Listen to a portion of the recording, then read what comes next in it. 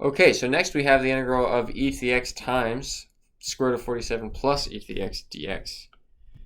So again, this is a product of two functions, so many people were thinking like, okay, maybe this and this will be like my u and dv, and I'll use integration by parts.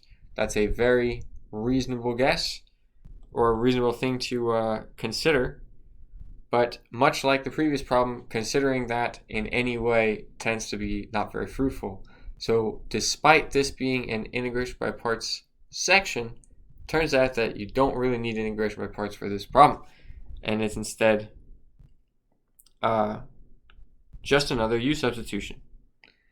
Now you should definitely, since you have this square root thing here, you should definitely consider making the thing inside that your u, right? And that's really how it is in general. If you have like a main piece of the function that's like complicated, and inside of that is like some more complicated stuff, that inside is a very good candidate for your new variable.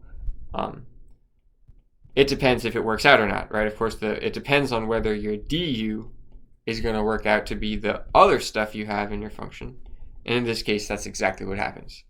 E to the x dx is exactly the other stuff on the outside of the square root where there's my u, right? So this is now my du here like that.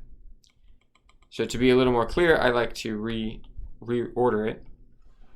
So this is square root of 47 plus e to the x times e to the x dx.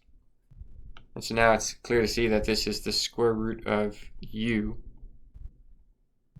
du, right?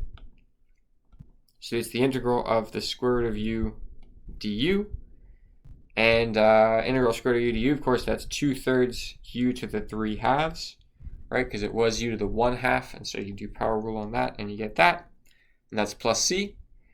And then finally, u, of course, is really 47 plus e to the x.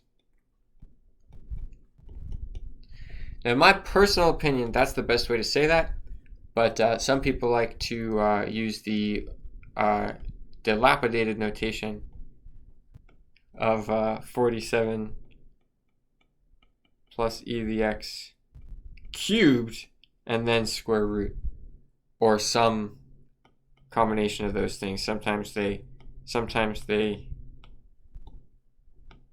square root it first and then cube that or something. That's fine. That's all fine. But in my personal opinion, we should let that wacky thingy just fade into history, and we should embrace the modern and superior rational exponent notation instead. That's just what I think, though. I'm kind of being silly. Okay, so that's that. Next one.